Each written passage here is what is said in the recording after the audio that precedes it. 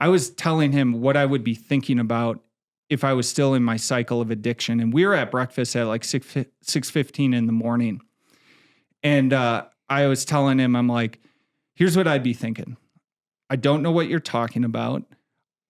I'm thinking about the gas stations that I haven't hit up recently in this area. I'm in a different part of town, so I won't be judged by the clerk when I'm checking out. I mean, you're literally cycling stores where you're buying stuff to make it seem like you're not consuming as much as you are. Like there are times I'd be checking out and I'm like, God, I hope that guy's not there right now. And I'd see him walking in and I'm like, dang it. Okay. Got to be fast. And like no eye contact. Jeez. It's terrible. It was absolute hell. What's up, everyone? Welcome back to another episode of the Mountain Tough podcast. We are so stoked that you are here, diving into these episodes week after week. It is our goal to bring you inspiring, inspirational guests on this show that help you transform your life, live that abundant life, and take your physical and mental mindset to a whole new level. As always, if you are new to this show and you haven't done so already, if you could take a second and leave us a review, those mean so much to us here at Mountain Tough. We love seeing those come through on these episodes about these guests. So you can leave a review on the podcast store of your choice, but that would mean a ton to us, and we appreciate seeing those always when they're coming through, and it helps get these episodes out to more folks as well. Diving into the lab in Bozeman with Mountain Tough, there is a ton going on right now. So it is really cool to see some new content that has hit the app this month. One of the coolest programs that is in the app is a couple different micro programs were launched in the month of November. Two that I wanted to focus on before we dive into today's guest. One is a new micro series of content from Phil Cornerchuck. Phil is our director of mindset here at Mountain Tough, and Phil has launched a mini series to help you set up some structure to accomplish your goals going into 2024. So he has his Mindset 1.0 curriculum and his 2.0 curriculum that are going to help you build that mental toughness and take that mental toughness to a whole new level. But his new course is a mini series that's going to talk a lot more about goal setting, habits, and really dive into why you have some goals that you're just not getting done, that you're procrastinating on, that you've been thinking about for years, that keep falling off the table to that back burner. So if you're struggling on reaching your vision and your dreams and you need a little bit of assistance in that area, you're definitely going to want to check out Phil's new course. Secondly, we launched a mini series with Brian Van Epps this month as well. Brian is our director of spiritual development here at Mountain Tough, and Brian released a phenomenal series that many Mountain Toughers have gone through earlier this year on fatherhood, what it takes to be a Mountain Tough father. His newest series ties right into that. His newest series is on marriage. So his fatherhood series changed a lot of lives. The marriage series will be no different. So if you have some time driving into work, driving home from work, the mini series can be digested just like a podcast. So on your way in this month to the office, definitely take some time and dive into either Phil or Brian's new mini series. Those are both phenomenal pieces of content you're not going to want to miss. Then we are also ramping up big time here in the lab for Black Friday, Cyber Monday. So we're a few days out right now from Black Friday, Cyber Monday. Everyone's packing their bags, getting ready for Thanksgiving. Thanksgiving is an amazing holiday, and we always do some of our biggest sales of the year for Black Friday, Cyber Monday. So the Friday after Thanksgiving is Black Friday, and we always, for the last several years, have really let the Mountain Tough community dive into the Mountain Tough lifestyle apparel on that day. It's kind of a legendary sale around here. So on Black Friday, we will do the buy two, get one Mountain Tough merch. This is a very, very popular sale at Mountain Tough. A lot of community members wait all year to stock up their closet on Mountain Tough lifestyle apparel on this day. And we have a ton of new merch ready for you guys for Black Friday as well. So new shirts have come in, zip up hoodies, new hats, new styles, new colors. And we know a lot of you use that day to get gifts for friends and family. So stay tuned for Black Friday in the lifestyle apparel department. That's going to be the best deal on our merch you're going to see in a calendar year. Secondly, we have the annual subscription sale for the Mountain Tough app on Cyber Monday. We don't do this very often, but every Cyber Monday we run one of the best deals you're going to see all year on the Mountain Tough Annual. So the Mountain Tough Annual on Cyber Monday will be 60% off. That's $96 a year. You can train on Mountain Tough Plus using that deal for about 26 cents a day. So you're not going to find a better option than that to dive into world-class training every day through a native app for 26 cents a day. So that's cheaper than your morning cup of coffee to be in Mountain Tough, be with the community. So if you're looking for gear, watch out for Black Friday.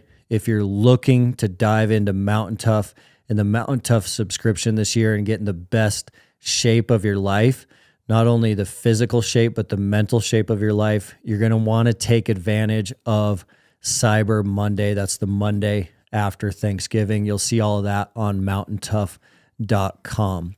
Transitioning and shifting gears now to our guest today. Our guest today is Kyle Zibrowski. Now, Kyle has been a Mountain Tough family member, a Mountain Tough user. He's been training inside of the app for a year or so. This is a really, really jaw-dropping story. This is a story you're not going to want to miss. Kyle doesn't have a huge social media presence. He's not a huge influencer. But Kyle went through a crazy battle with alcoholism over the last 24 months. He actually tried to kill himself with alcohol. He went to rehab. He has pulled his life together through what he learned in rehab, through some recovery groups like Alcoholics Anonymous, and through training with the Mountain Tough community. He is now currently in active recovery, rebuilding his family, rebuilding his marriage, rebuilding his life.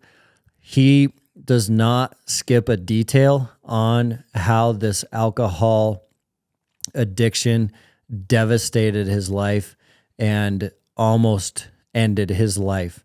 So this is a story you're not going to want to miss. Stand by for my conversation with Kyle.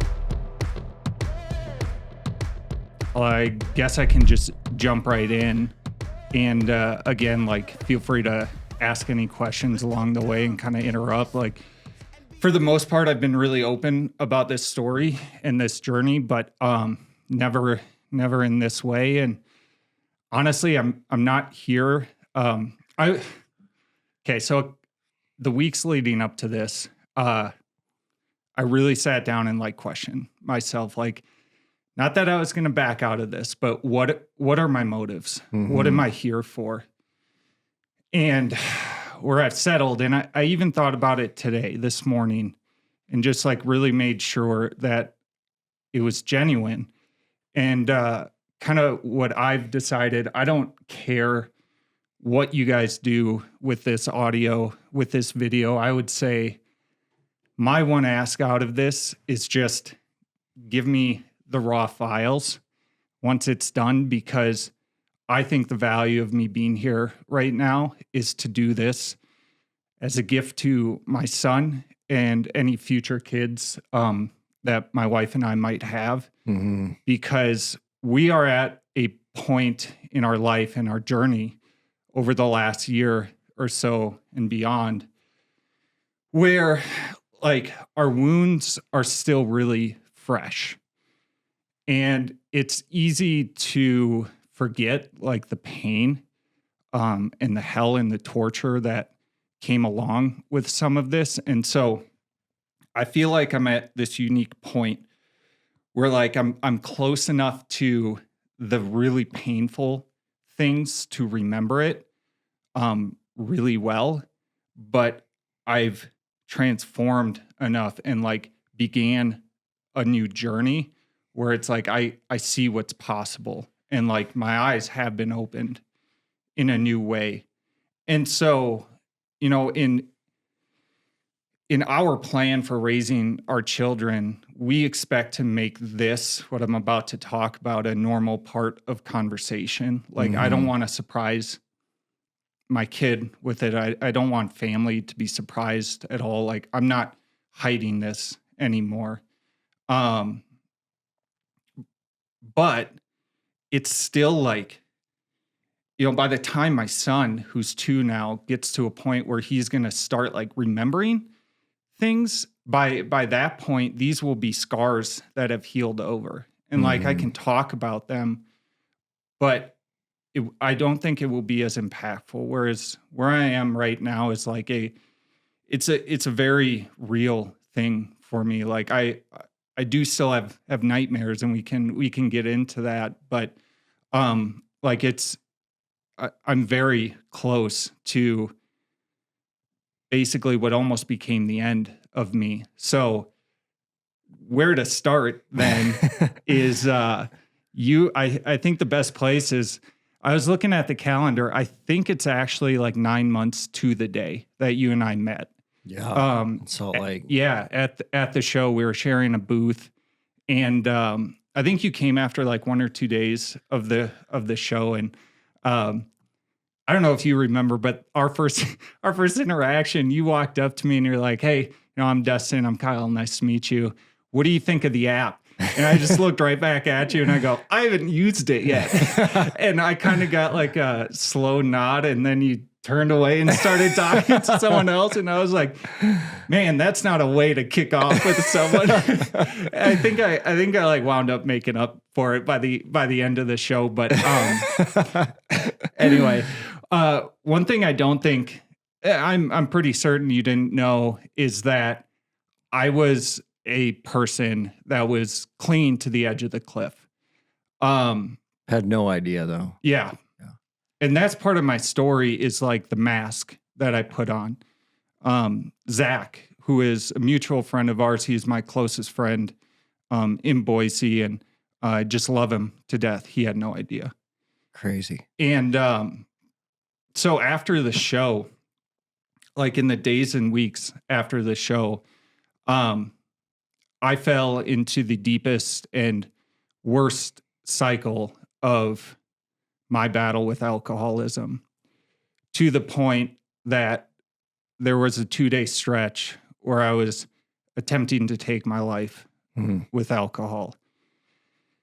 And I got lucky, and I woke up on the other side, and I knew that things needed to change, and that I really had a brush with death. And, maybe it's not even a second chance, because I've had near-death experiences before, but I knew something had to radically change. So May 15th, I decided that I had to check into an intensive inpatient rehab facility.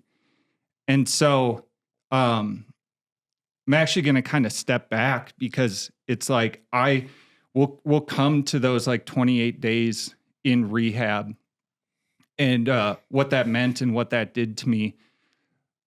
But ultimately, I had hundreds of hours and just nothing but time to reflect and think about my addiction and my behavior and really my story, and like really dig into why. And where I got to was, this was a at least 12-year battle with for alcohol. Me. Yep. And I kind of came to that conclusion. So let me do the math quick. I'm about to turn 34. So I'm 33 right now. And so 12 years, 21 years old, when I would call myself a true alcoholic. I started drinking, relatively late to the game. I was in the cool kids club in high school. Yeah, I was a band, German club nerd. I did sports just to kind of like maintain some semblance of like, I guess, coolness. But anyway, so like my first drink I think came at 17. And right from the get-go, it was like I was the one who was out of control. Like I could never consume responsibly. Now that like manifested in like embarrassment and me kind of just being like, man, Kyle, you're kind of saying some things and doing some weird things last night. And it's like, yeah, in college, it's a day of like regret. And then, someone tosses you the first bush light and you're like, all right, let's get back on and going again. Yeah. So, the other thing with the like college time period was like super socially acceptable, right? It's almost the expectation in some schools. And I went to school at Iowa State in Ames, Iowa, and love the school, love the place, love the people. It holds a dear spot in my heart.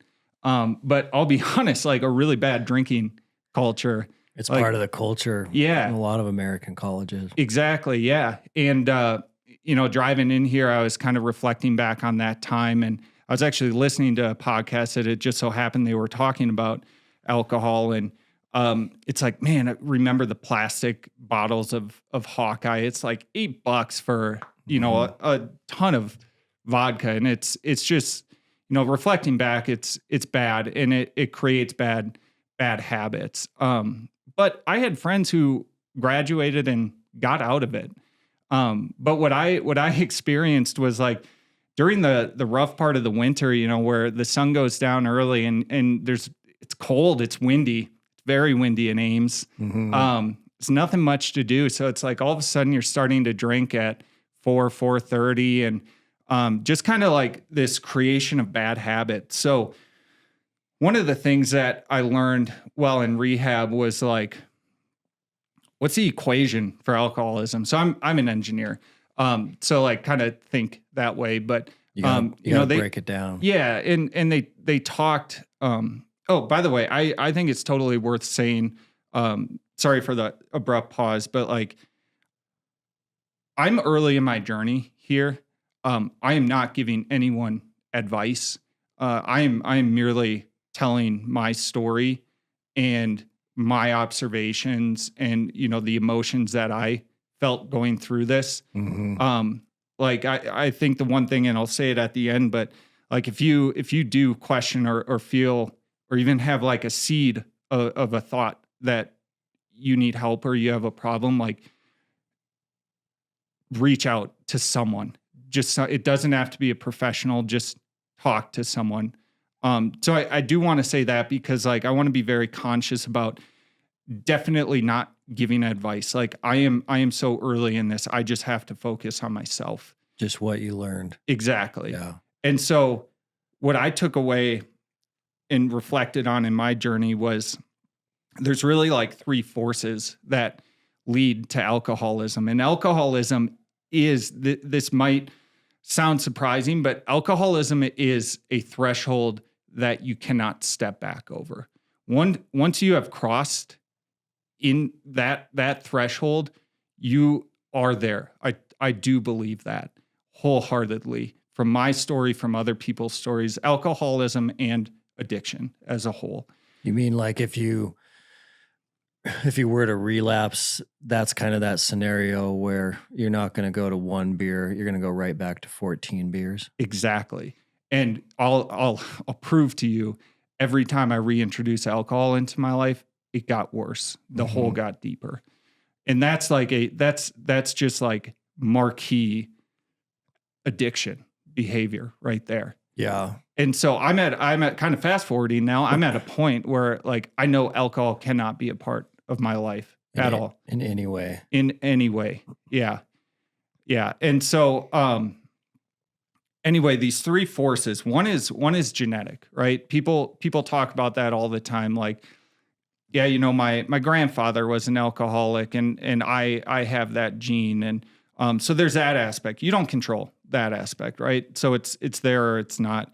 Then there's sort of the like social and environmental aspects. So like if from a cultural standpoint, if alcohol is not available, you're not going to be an alcoholic. If you don't see the behavior around yourself, you're not going to be an alcoholic.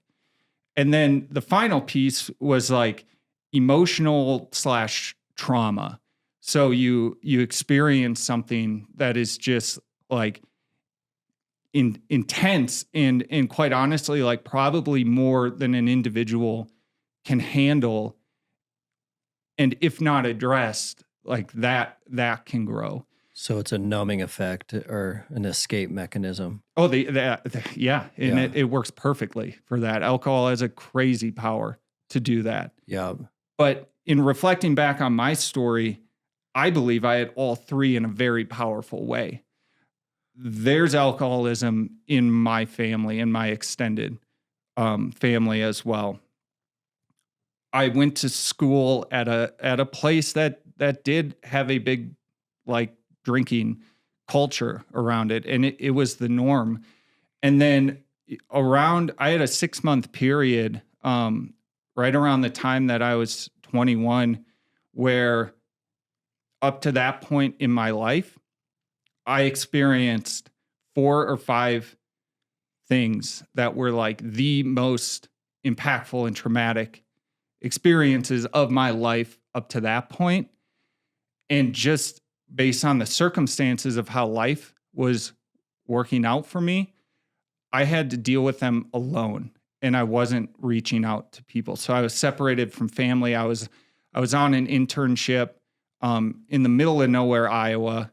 And, basically had this few month period where it's just like all this trauma and this weight came upon me. And the funny thing about that summer on the internship is that whole summer I bought one 24-pack of Coors Light and I didn't even drink the whole thing. Wow. And so it was just like this experience where it was like I was withholding this stuff. And then I went back to school and I kind of got out of some responsibility. So up to that point, I did really well in school. Again, like if you looked at my paper resume, no indications of alcoholism. Like I held my stuff together. I was top of my class in the Department of Engineering. I was heavily involved with campus. I was like president, VP of all these different organizations. When I had to buckle down and get stuff done, I could do that. But going into that fall semester, a lot of my responsibilities had dropped off.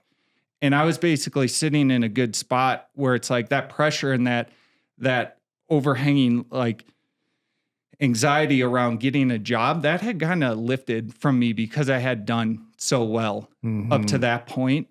And it was just like a perfect storm. And it's just like everything released. But again, like I held it together. I went to school for 5 years total. So I had 2 more years of school yet. And in those 2 years, it's like my drinking ramped up, certainly, but I still held it together. Are you showing up to like class drunk, but no one knows? No. And that's the thing. Like I was watching people show up to class intoxicated, but especially during, there's a festival called Visha at Iowa State that actually went away because riots and drinking got so out of control there. So like Visha week, you'd go to class and it's like, there's only 20% of the people there. No, in all of school, I can honestly tell you, I missed like 2 classes. I had this like sense that it's like, I'm paying for this. Why would I not have my butt in the seat listening? And so like, and I really liked engineering. Like there's a very nerdy part of me that just like loved it. Like I didn't really know what I wanted to do going into school, into college, But man, I'm lucky I stumbled into engineering, and it's like, it was just a good synergy there. Are you hungover most days though? So hangovers are like, yeah, pretty common, but it's like, man, you're young, like you bounce back really well. Like one of the things that I started to realize as my drinking progresses is wow, these hangovers sure take a lot of time to shake off these days. And one thing I would like if I could change something about, I would change many things, but I think one concept or idea that we should change around alcohol is like the term hangover kind of has like there's a weird bit of power in it. Like, man, if you can do a workout when you're hungover, like sweat it out. There is something to it. Yeah. Yeah. Like I don't consider it or think about it as a hangover anymore. It is your body detoxing poisons. Like you are literally detoxing off of alcohol. One thing I learned and one thing I saw in rehab is of all the drug classes, your hard drugs, your fentanyl, your meth, the only ones where the detox will kill you is alcohol and benzos. That's wild. Yeah. What was your experience detoxing? So I was actually surprised to find out. So a lot of people come into rehab drunk or on their drug of choice, just kind of like giving it one last go before detox. My first date of sobriety is May 14th, and I checked into detox on May 15th. So they do this whole thing, and then they have you blow. They will not accept you if you're over a certain BAC. So I blow 0, and the tech checking me in, he's like, wow, like that's awesome. It's rare. And I was kind of like taken aback. I'm like, well, what do you mean? And then later I find out people are like talking about what they blew when they came in. And it's like, oh, even though I blew 0s, because my drug of choice was alcohol, you go on 3 days of anti-seizure medication. Now that was a trip.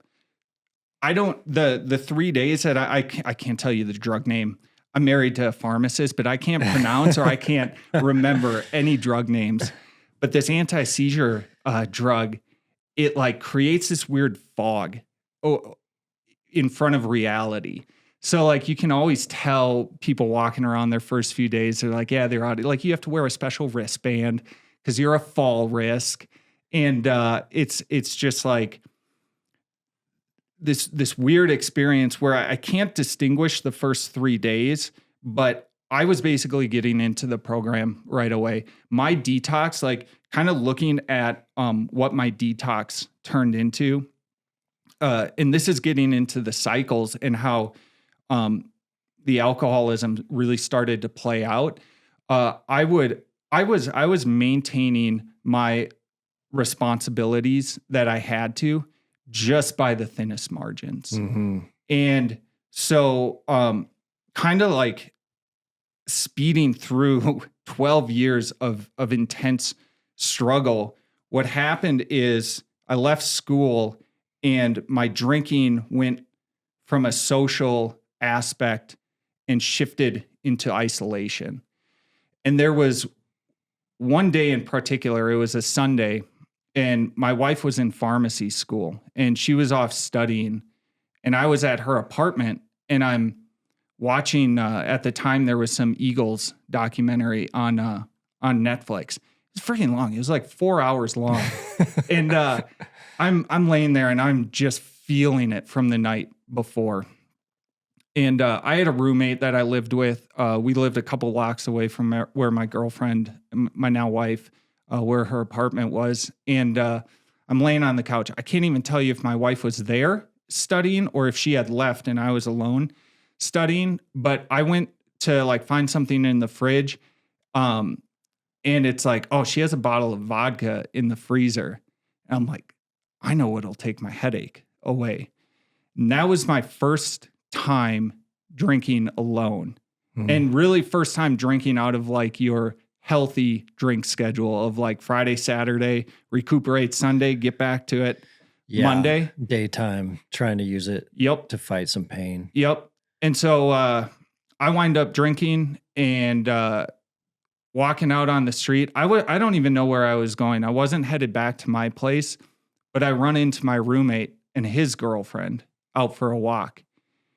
And they're just kind of like shocked, taken aback. They were out with us the night before. And it was like, Kyle, are you drunk right now? And no. Like I play it off and, kind of go about my business. I don't remember the details from there. Like if I went back to my, I guess I'll call her my girlfriend. That's what it was in the moment. If I went back to my girlfriend's place or what, but it's like that was the switch for me. Holy crap. Now this world of drinking alone is opened up. Mm-hmm. And drinking alone eliminated judgment. Because I couldn't stop, because I couldn't control my drinking. I always got judged. People were like, God, why are you always out of control? The drunk one, like you can stop, and it's like, no, I can't. Like, I don't get it. I can't. And so what started there, then all of a sudden we've got this isolation opened up to us. And that really began the cycles. And what the cycles would look like. The cycles happened in like a macro and a micro sense. So I would go 7 to 21 days clean, working out, getting up early on time, doing my routine. Like I knew the things that I needed to do to like keep me grounded, to keep me right. And then something would set me off, either a good thing, like I could go on a drinking binge after I had like a really good high. Like, man, I just nailed this workout. Like literally this has happened. Like I just worked out so hard, I can drink. Like, are like you freaking kidding me? Like you earned it. Yeah, exactly. Yeah. And so it would be either a really high or a really low. Like someone could say something to me and just set me off. And then that would lead to 3 to 7 days of a bender. And you're waking up in the morning with just intense regret. So it wound up by the end, like I couldn't sleep. When I went on a bender, I would be awake for like 48 plus hours. And when I was detoxing, I couldn't sleep either. I would close my eyes and I could sense that my body was trying to sleep, but it was just like I was staring at the back of my eyelids. And then I'd wake up and I would just be so intensely angry with myself. And, you just get I got to quit this. I'll never do this again. The shame and guilt. Oh my God. And shame's the right word. Guilt is fine. It's okay to have guilt, to live with guilt. Shame is a whole nother issue that when you bring it upon yourself, like it can just crumble you. Mm-hmm. And I was destroying myself. I was destroying my relationship. And so anyway, I explained the micro cycles, but on a macro scale, like I would go and be sober for like 6 months, 9 months at a time. And it's called white knuckling it. And it's literally just because you are doing everything in your power. Like you are just taking this burden on alone. And it's like, I'm not going to drink. I'm not going to drink. I'm not going to drink. And that didn't work for me. And I would just break. And I would be like, yeah, I'm not drinking now. And there were like really impactful and meaningful moments of my life that I went through where I was sober. My wedding was during a stretch of sobriety. Mm-hmm. And man, I mean, you talk about the best day of your life. To be able to do that sober and just like have that experience is something I'm so intensely grateful for. Yeah. My move from Minnesota to Boise was a long stretch of sobriety for me. But while I was in those, I always had in the back of my mind this idea that I want alcohol to be a part of my life. I wanted to be normal. Like 2 beers at dinner type. 2 beers. Why? The thing I always said is I want to have a wine with my wife on the front porch. One thing that was interesting that I discovered when I was reflecting back on things is like, I'm big on setting visions, like set as clear of a visual for yourself to strive for. Living in Minnesota, I will be honest, I did not love Minnesota. I hate the winters. Families there. And I actually viewed moving back to Minnesota as a failure on my part. So there was always a sense to me that was like, I have to go, I have to establish myself somewhere new. And I've always been drawn to the mountains. So while living in Minnesota, like I had this really intense visual for myself, and it was me. I mean, I can tell you what I was wearing. It's this black long sleeve shirt, jeans. I'm standing on a deck, and I have a glass of red wine in my hand, and the sun is setting in the mountains. And like that vision drove us to moving out west. It drove my wife and I to have a huge fight over this house that had a deck when we were house hunting. And man, I am so glad she won that fight, because it was a disaster house. But I walked out on the deck. Yeah. I was like, this is my vision. It was in the foothills. Yeah. Like 600 square foot deck. And so I'm like, oh my God, this is it. And this will make me not an alcoholic. But anyway, one thing I realized, I was like, oh my God, that glass of wine is meaningful. I always wanted a normal relationship with alcohol, but I had to come to terms with the fact that it's not possible for me. Did you come through those terms after checking in? Yeah. Yes. It was through the rehab, in my recovery journey. So that's another thing, just from a language perspective. Like I personally like using, the concept of I'm in recovery. Like that feels active to me. That feels like, it's something I control. I can take action on. To me, sobriety is what I was doing when I was white knuckling it. That's just for me. Like I know other people that are working like AA program and stuff like that. They use sobriety, and that like is meaningful for them. But yeah, being in active recovery, like that's when I realized it's just not a part of my life. It can't be. Backing up one step, when did your girlfriend and wife now start picking up on this? So she knew, like we met in 2010. And she knew, so we dated for 3 years in college, and she always knew, like, Kyle, you just drink too much. Mm-hmm. And, this is an important part. Like she was always a motivator for my periods of sobriety. It's like, I can see our relationship is taking a hit.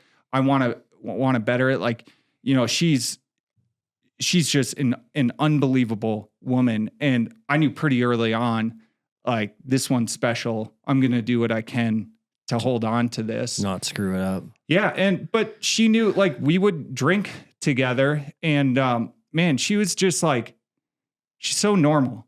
Like, she's so in control. She did have one night where it's like, she drank too much tequila. She got really sick. She behaved in ways she didn't want to behave. And next morning we were talking about it, and she's like, well, I'm done with that. And like literally up, 13 plus years later, it's like, she's not touched it. And me, an alcoholic, I can look at that and be like, this is like, my wife doesn't even know this. I've like literally drank a beer, gagged on it, threw up the foam, taken a pause, and then drank again. Jeez. Like, you talk about not learning and not being able to be like, hey, maybe stop. Mm-hmm. It's crazy. And so I saw that in her, and like, she was one of those people that she could leave that culture of drinking and just be like, all right, next phase of life. And so she always knew, and like that's actually a perfect lead in to the darkest times. And that was the last 2.5 to 3 years of my drinking. So my wife got pregnant with our first son. And she told me it was around the holidays in 2020. So she tells me, and I'm like, super excited. And I think like that night when she told me, I'm like, hey, if you're not drinking, I'm not drinking. And I meant it when I said it. Because I was like, I wasn't calling it white knuckled, but it's like, I've done this before. I know I can do it. 9 months is a long time. Yeah. Yeah. Right. So it's like, all right, no problem. She's not going to drink. I'm not going to drink. We have no reason to have alcohol in the house. I honestly, a lot of this stuff I remember, but I don't know what it was that set me off. But about 2 months into that, I was like, I work from home during the pandemic. My wife works late. And so there's a lot. And I work shifted hours, right? So we're in mountain time. A lot of my coworkers are East Coast or coworkers at the time. And it's like, I don't know. Let's drink. I just, something stressed me out and, go to the grocery store, grab it and start drinking. And I just had this like, dang it. I wasn't going to do this, and shame. And so then I go, how do I get away with this? And that's where the line started. So my wife would come home. Kyle, why are you acting weird? What's going on? Sometimes she could smell it on my breath and she'd be like, have you been drinking? Yeah, but it was just one, like, sorry, I had this really bad meeting and yada, yada. Okay. And we kind of worked through that. You know what I learned from that? All right. I drank IPAs tonight. She smelled it on me. I'm not going to drink IPAs again. I went into this total optimize mode for getting away with drinking. Wild. It's crazy. Yeah. What that caused was all of my energy and effort and creativity shifted from like work, family, things that should matter, to how do I keep sustaining this lie and continue it on, knowing that like I have to get out of this cycle. I don't want to be drinking. I don't want to be an alcoholic, but it is just like literally pulling me in. And it's a lot of brain space. It was exhausting. And my work, like I've always prided myself on doing really good work. And it went into the tank, like just the thinnest of margins, whatever I could do to just get by. I was like just surviving the workday as much as possible. And like literally it was all of my mental capacity like put in. I was at breakfast with Zach the other day and he was asking some questions and I was telling him what I would be thinking about if I was still in my cycle of addiction. And we were at breakfast at like 6:15 in the morning. And I was telling him, I'm like, here's what I'd be thinking. I don't know what you're talking about. I'm thinking about the gas stations that I haven't hit up recently in this area. I'm in a different part of town, so I won't be judged by the clerk when I'm checking out. I mean, you're literally cycling stores where you're buying stuff to make it seem like you're not consuming as much as you are. Like there are times I'd be checking out and I'm like, God, I hope that guy's not there right now. And I'd see him walking in and I'm like, dang it. Okay. Got to be fast. And like no eye contact. Jeez. It's terrible. It was absolute hell. And all of this. So Alyssa comes home. Kyle, what the hell is going on? Why are you acting so weird? Why can't you remember things? Why and she is smart. She's insanely bright. And so I had to dig and just craft up something that made this seem semi-believable. And so it's depression and anxiety. Like I have some sort of psychosis and I'm just losing control and all of this. And the ironic thing is I gave myself depression and anxiety. At the end, when I was clean for those 7 to 21 days, I was a terrible person. I was insanely irritable. Everything was doom and gloom. One of the hardest things for me was like when my son did come around, like there were periods where I was looking at him and it's just like, I know what people are telling me in terms of what I'm supposed to be feeling, like the amount of joy and the amount of love. And it's like, why don't I feel that way? And that caused it to get worse. Mm-hmm. And so by the end, again, I'm putting everything I can to support this lie. I'm seeing a counselor. I've seen 5 or 6 counselors in my life. No offense to them or the profession. I know what story they want to hear. And so I just craft the story arc for them and I deliver it to them week over week, and I can get myself out of there. Just like the gas stations, just like working your system. Exactly. And so I'm seeing a counselor, and they're prescribing medicine. I'm like as anti-medication. If you have a headache, just like drink some electrolytes. don't go to the aspirin or something like that. Yeah. And I'm on like 5 or 6 meds each morning. I'm drinking on top of the meds. I know that's not right. And at the show, I was worried someone was going to catch me, but I was on beta blockers just to calm my nerves. And for those that don't know, beta blockers are used for like stage fright, and they work. Like I could feel my heart wanting to ramp up, and it just calmed me. That was another aspect. I gave myself legit performance anxiety at work. If I was called on randomly, I couldn't talk. It would just start fluttering, shaking, and my voice starts going. There's no way on God's green earth that I could sit down and do this conversation with you. Like I'm not comfortable in front of cameras. This mic is an oddity for me. And like I was a little nervous to start, but that performance anxiety has like lifted. I now have ways of controlling it. And so anyway, the end of the blackest part of my life was, for whatever reason, I started thinking about my death a lot. And one of the things I told my wife constantly when I was drunk and like trying to get out of things was like, I just feel like I'm dying. I feel like I'm dying. And I was slowly killing myself. Like with the amount I drank, I may have chopped some months, years off my life. I hope not, but only time will tell. Mm-hmm. And so this concept of death kept coming up. And then that vision aspect came back to me.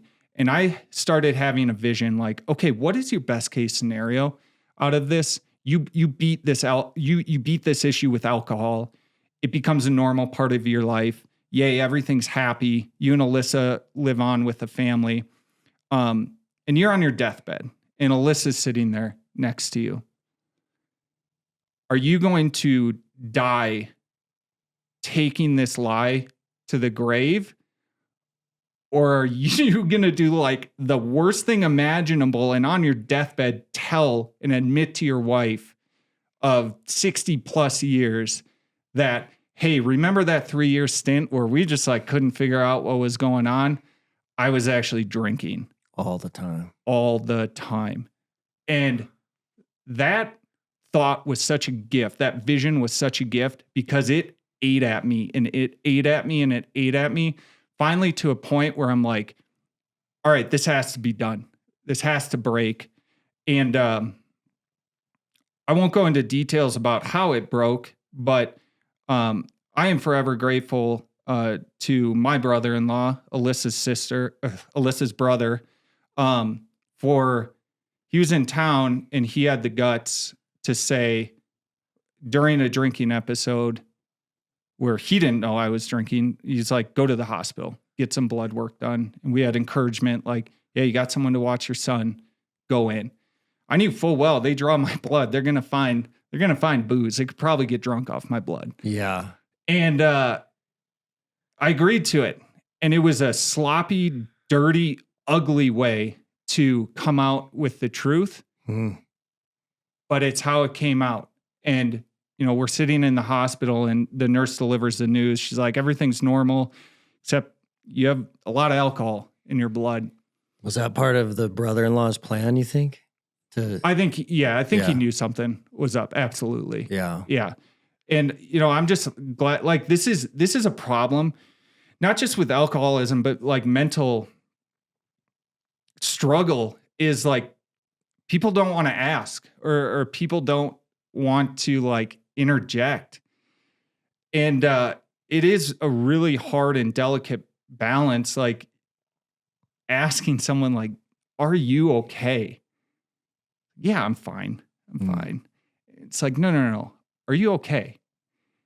And, he did help push to make sure that, this got out. And so, normal story, you would think like, all right, truth's out, goes to rehab, fixes himself. But for whatever reason, alcohol had a different take on how it wanted to end. Backing up 1 second. Yeah. Your wife was with you on that blood draw, though. Yes. So sitting next to me in the hospital. So then you had a big conversation in front of you now. Yeah. And you talk about grace and strength. She didn't shed a tear. I think for her, from her perspective, it was just, this all makes sense. And yeah, I mean, I just like, I'll never forget the look on when the nurse walked in. I didn't look at the nurse. I looked at my wife. And she just nodded along. And then the nurse left and we talked. And this is the part of the story where we get connected with the rehab facility, because they send someone in to check you out, and it's a social worker and like doing an interview, and she's got like 20 pages of paper on things that we could do to help me kick the alcoholism. And just so happened that the place I went to was one of them. But yeah, so that was a Thursday. We go to the hospital. Friday, Saturday, this is not going to make any sense. So, I'm just going to say it. I decided that I was either going to die by alcohol poisoning or I was going to change. And so I had 2 days of attempting to drink as much as I can to see if I could just end it. And being on the side of things that I'm at right now, that doesn't make sense, but it was truly just like a last grasp of this thing that I think figured out it was losing. And luckily I woke up on Sunday morning. I learned my parents were in flight from Minneapolis to Boise to come support us and help us. How much were they in the loop on? Everyone was surprised that Thursday, but at the same time, everyone's like, this makes sense. Mm-hmm. Everyone has known I've had problems in the past. And I think in part, I'd have to directly ask them, but I think it was almost a relief in some regards, like, oh my gosh, there's an explanation. Yeah. Like, so I know it's strange behavior. Yes, exactly. And so, yeah, my parents get there, and we had called North Point in Boise. They've got a few locations out here, but 20 minutes from our home is just an unbelievable place. It's exactly what I needed. And talk to them. They're like, well, we can get you in at 11 p.m. tonight. And of course, all the flags go up and all the excuses start pouring out. I'm like, no, we can't do that. This, that, and the other thing. And so they're like, all right, 10 a.m. tomorrow. Okay, tomorrow I can do. So I had about 24 hours of, and I am so grateful Alyssa was there, and I'm so grateful my parents were there, because it's like every time I came up with an excuse, we were able to push it down. Mm-hmm. Work. Nope. Fill out a few forms online, call your boss, talk to him, and you're fine. Mm-hmm. Well, Grant, our son, like, who's going to take care of him? We'll figure it out. My parents stayed. I think Alyssa spent 3 days alone the whole time that I was in. Family just pitched in a huge way. And just sort of like every excuse as to why you can't do it, as we're talking it through, it's like, yeah, that's just an excuse. So like, it doesn't matter. Like, get yourself there. And so in rehab, super surreal walking in. I walked in with Alyssa. There's someone checking you in across the table. We do a few things. He's like, all right, keys, wallet, phone on the table. Put them on the table. He grabs them. He's like, I'll give you 5 minutes and I'll be back in. And it's like, holy crap, you turn, to the person that you made a vow to and promised to that you would work through the thick and thin together through anything. And you're like, I'm causing us to be separated. Like, it was a last goodbye for a number of days. We got visitations every Sunday for an hour and a half, but man, that felt like a long time away. Yeah. So really intense 5 minutes, and then tech comes in, Alyssa gets up and leaves, and you're alone. And I had a moment that I think transformed my journey. And honestly, like, it's maybe over dramatic, but like, it saved my life. And that was, I made 2 promises to myself before I stepped into rehab and the programming. One was that I was going to attend everything and I was not going to question anything about the programming. I'm really good at pushing back on things and asking why. I was just flat out going to assume that they were right. The second rule that I set for myself was every single time I passed a mirror, I had to look at my eyes in the mirror and say out loud, I love you. Because my journey in my 12 years had turned into so much self-hatred that I believe that was at the core of my issue in a big way, among other things. But I genuinely hated myself. And because I hated myself, I couldn't understand how other people could possibly love me. And so I sabotaged those relationships. So I knew it's like, I am alone here.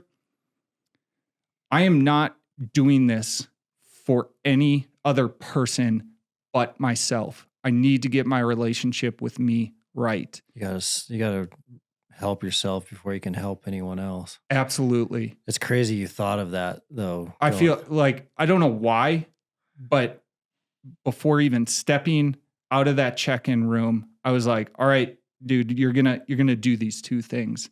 And just like your question about class, like, I went to every single program. Like, they had some like very, very hippie yoga instructor.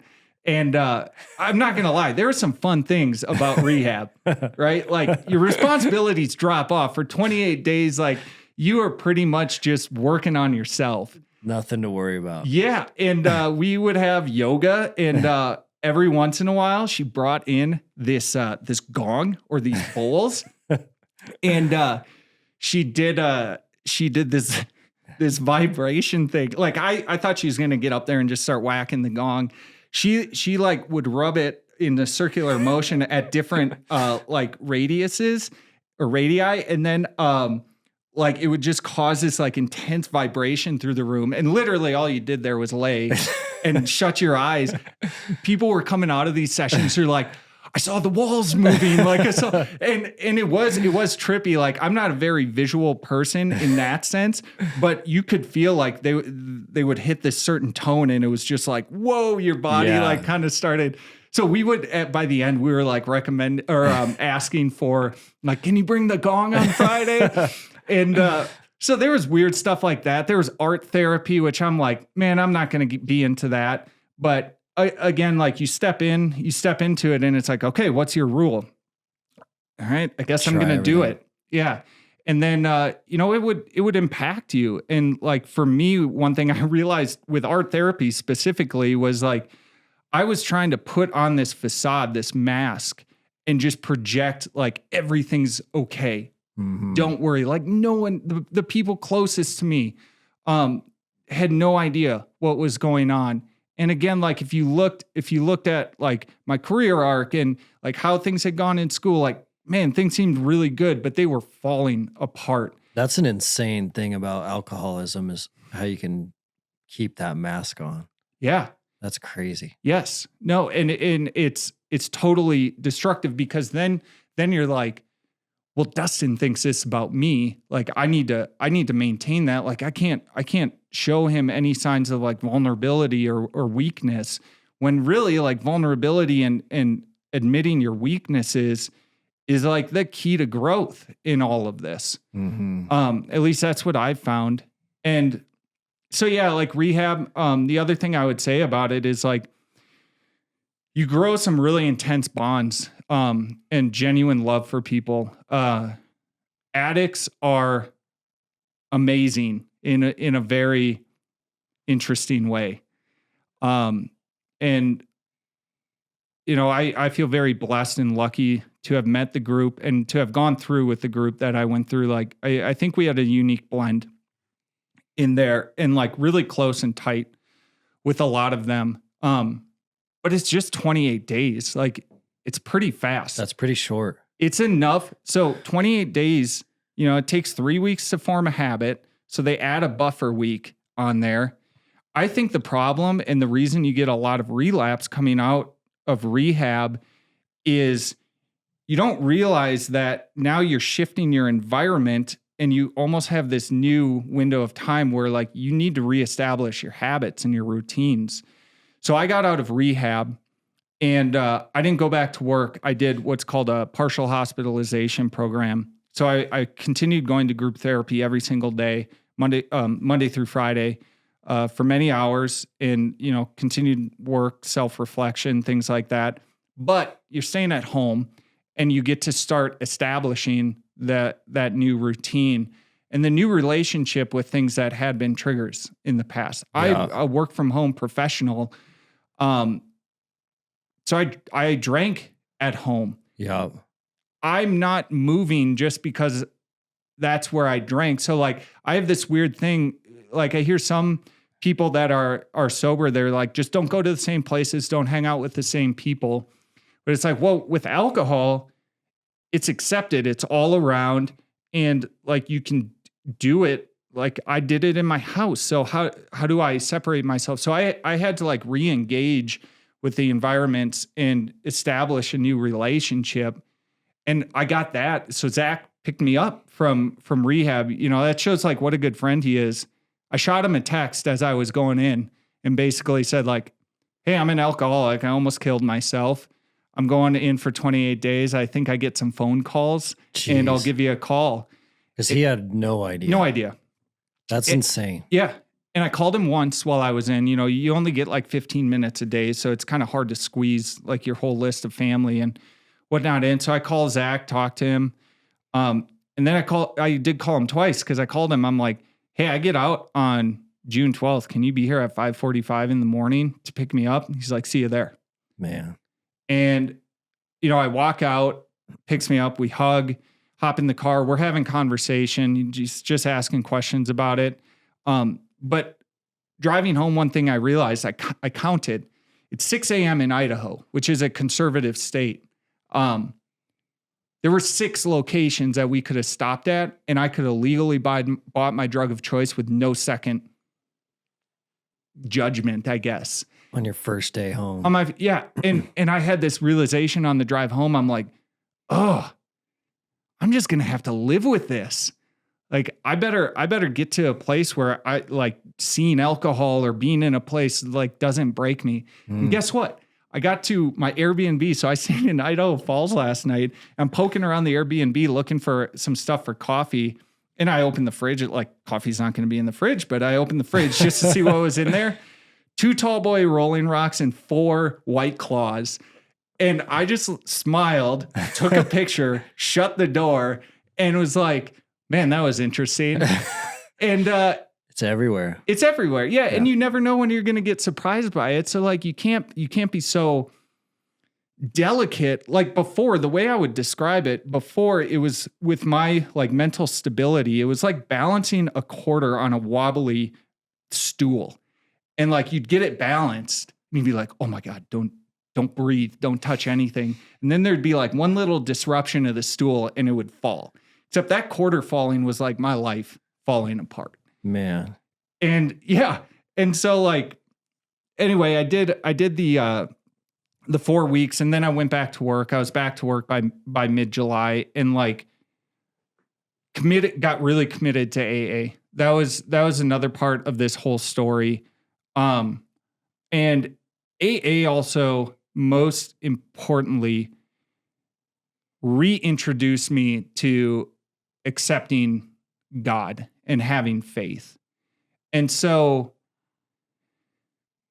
I found in my time in rehab, I was pushing back on something. And they would bring us out to AA meetings in the community. And I was like, this feels kind of culty to me. And there was a spiritual aspect to AA. And I'm like, I just don't know. And AA kind of like, they use language to make it soft and accepting, which is good, I think. But, you know, their concept is a higher power. Mm-hmm. So like, just believe that anything out there is like more powerful than you and has your best interests in mind. They don't identify a specific God in Exactly. It's like, just start there. Let's start there and then see how you can progress. And I was pushing back on that. And I realized that probably after a week of going to AA meetings, and I'm like, you know, that day I'm like, okay, I'm going to give this a try. And then at that meeting, we're sitting there and this, the concept of a higher power comes up as a topic. And a guy he shared something that just like intensely spoke to me and unlocked everything, really. And all he said was, I don't want a God that I can understand. And I was like, oh, dang it. That's it. It's like, that's all I needed to hear. Like my struggle, my pushback the whole time has been like, yeah, but this doesn't make sense. It's your engineer brain. Exactly. Yeah. And it's like, I sat there and I'm like, can I get comfortable with just accepting that something doesn't necessarily have to have like a resounding why to it? And it's like, okay, yeah, I can. And so, you know, I thought I was bought in. I'm like, yeah, okay, and I was like, I don't need to call it higher power. Like I can call it God. I'm comfortable with that. And, you know, I go about my business in rehab and finish up all of that, get back to work. I'm continuing to go to AA. The additional like support and just like unbelievable love that I was shown when I got back to work was incredibly humbling. And so I had this newfound like love and support system through work where you're spending a lot of your time. And then I'm going to AA and it's like, things are great. Parallel story to all of this is my wife's second week, the second week in when my wife came to visit, she told me she was pregnant with our second week of your rehab. Dang. Yep. And so it's like, all right, let's do this. Mm-hmm. And so I get out. Things are good. There's a concept in recovery. It's called the pink cloud. Generally, people say it's like 90 days long. And it's just like this, oh my gosh, everything is so great. Like, yeah, when you get sober after using drugs and alcohol like really hard, like things get better. Like you feel great. You nail a workout and you're like, oh man, I'm sweating. Like I feel good. Your sleep improves. It's like, oh my God, so many good things. And there's like this, I was paranoid about day 90 of sobriety because of the stories of people getting there. And then it's like, yeah, but what next? Reality. Or like reality sets in. And so there's this pink cloud concept. And I've talked to a lot of people in AA and in recovery that are like, listen, the pink cloud does not have to end. And I believe that. I think what the pink cloud is a mindset shift. And so like, it's really easy to have that mindset shift in the short term, but it's like, what do you do? How do you sustain that for the long term? And I didn't know. I didn't know at the time, but anyway, so things are going great. Everything's getting better. I'm going to AA, work's improving. My son's second birthday is coming up, and my wife has her 16-week ultrasound, August 8th. My 90-day sobriety is August 12th, my son's second birthday. So, man, a big week. Looking forward to it. Yeah. And we go into her ultrasound, and we love her doctor, and just like really incredible person, weird sense of humor, but I love it. And we're walking back to the ultrasound room, joking around, and we sit down, and he gets a device on my wife's stomach, and immediately he turned clinical. Again, a very professional way, but he turned very clinical. And like, we didn't find out the sex of our son until he was born. Like, we didn't want to know anything. Our concept was like, no matter what our child is, we're going to love them. And so like, we didn't want to know, in his case. And the doctor's like, all right, look away. He knew that. Oh, we wanted that again. So he's like, look away. I got to look at the gender. So he looks at the baby's gender, and then he's like, okay, I'm seeing something very concerning. And there was indications, basically our baby had a growth, a cyst coming off the back of her neck. And it was a girl, we found out. And he's like, they don't usually make it past the first trimester. And so we're going to recommend you to seeing some specialists, and, you know, you can do some genetic testing, but like, we need to start figuring out what's going on. And so, over the next 13 days, we had like 6 specialist visits. We thought at one point, or let me back up, because I just like skipped over the most important part. So sitting in the doctor's office that first day, Monday, August 8th, I hope that's right.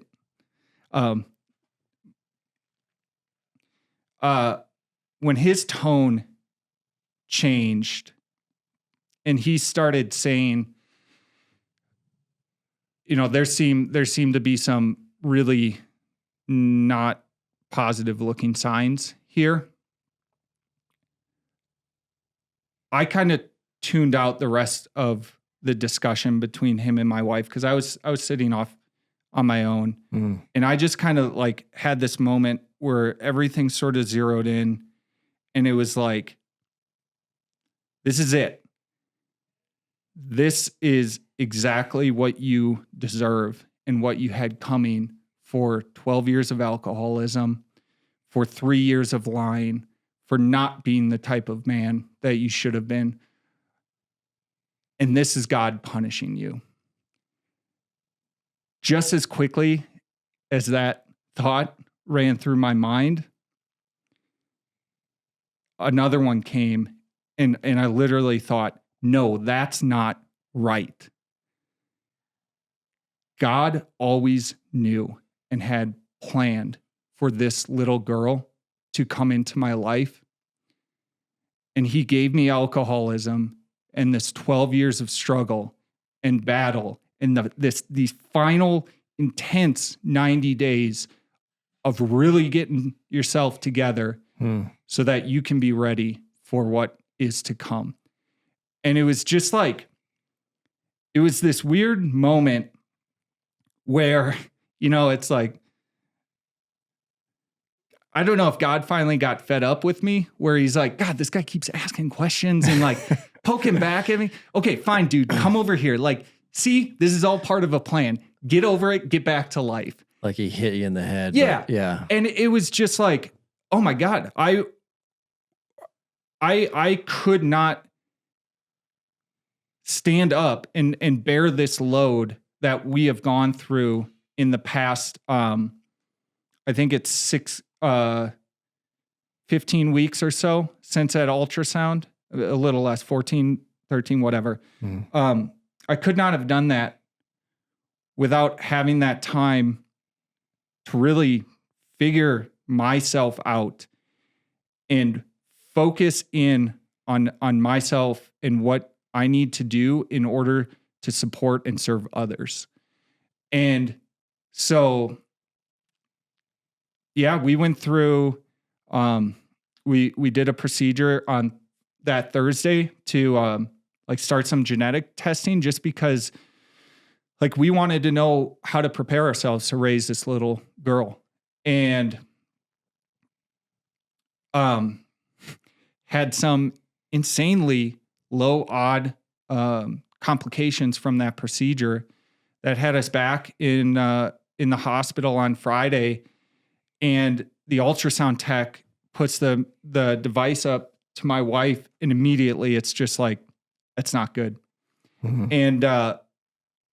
And we're crying, and the ultrasound tech, like, unbelievably professional again. Like, I don't understand how you work in those fields where you're dealing with such intense moments in people's life. But she just kept saying, she's like, guys, I'm sorry. And so she left to show the imaging to the doctor. And my wife and I had 10 minutes where we're like, we're going to lose this baby today. And so we came up with a name.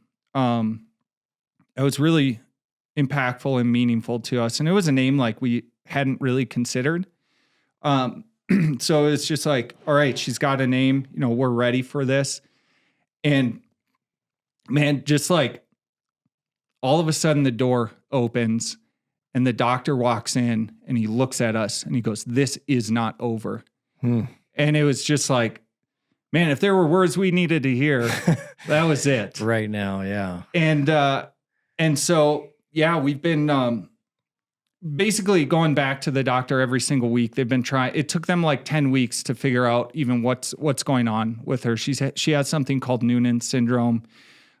She's got heart complications that require immediate open heart surgery, and then surgery again 6 months later, and then surgery again 6 years later. When we were in a place where when we found out there were only 3 open heart surgeries to do to save her life, we were like, oh, thank God. Mm-hmm. Like, that's amazing.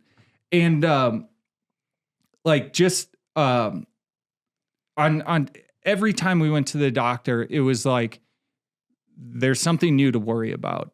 And she does have some continued serious symptoms that are showing. She's got significant fluid in her lungs, where it's like, we're concerned about lung development. And basically our little girl's battle starts the minute that cord gets cut. And it's like, we don't know if she's going to make it to heart surgery. I've talked about vision a couple times here, and I realized driving in and thinking about it, like, my vision is very much distilled down to this image of my wife and my little girl together in the hospital. And I just you have kids, it's like you see what our wives go through in pregnancy. And it's like, she is never separated from the fact that she's pregnant. I can get on doing something and being like, oh yeah, we have a baby on the way. Like, for guys, it's hard. Yeah, you can forget it. And just like this, I just want her to be able to hold our little girl. And I'll do anything that I can in my power to make that possible. But yeah, kind of some of the outcomes of this, like, what's the current status of the pregnancy in weeks right now? Yeah. So we're at 27, I think we're at 28 today, actually. Because we had an ultrasound on Wednesday, and I think it was like 27.5. So 28 today.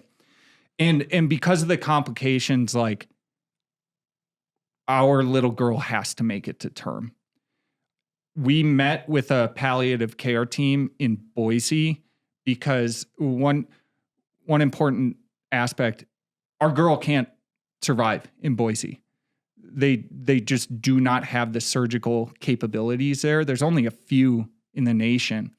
Crazy. It just so happens that like a top tier surgical center is 25 minutes from my parents' front door.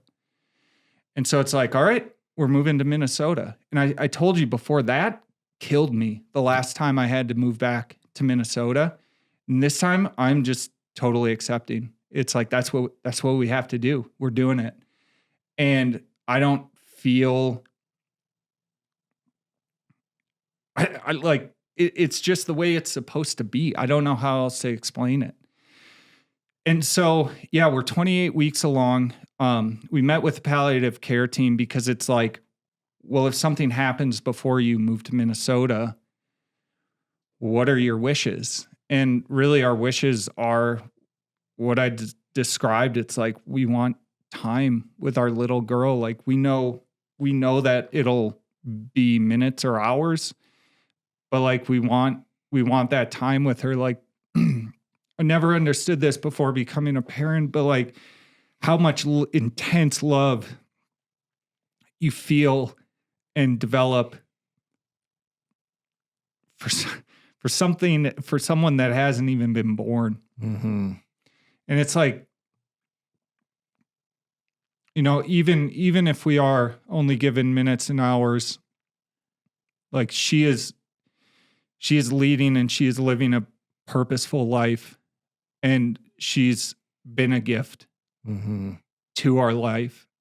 And this is without a doubt the most stressful, emotional, and difficult thing that my wife and I have ever been through together, as individuals and as a couple. And like I wouldn't change anything about our story. Like it's just right. It is the way it's supposed to be. And like a big thing, I mean, in AA, you say the serenity prayer every single meeting, which is super helpful. Like what you can control and not control. Yeah. So it's God grant me the serenity to accept the things I cannot change, the courage to change the things I can, and the wisdom to know the difference. And it truly is a situation where there's nothing we can do. And so it's like, okay, are you going to let that destroy you? Or are you going to just be accepting and capable of moving forward and moving through this? Like this suffering and this burden is not by choice. And so just have to bear it.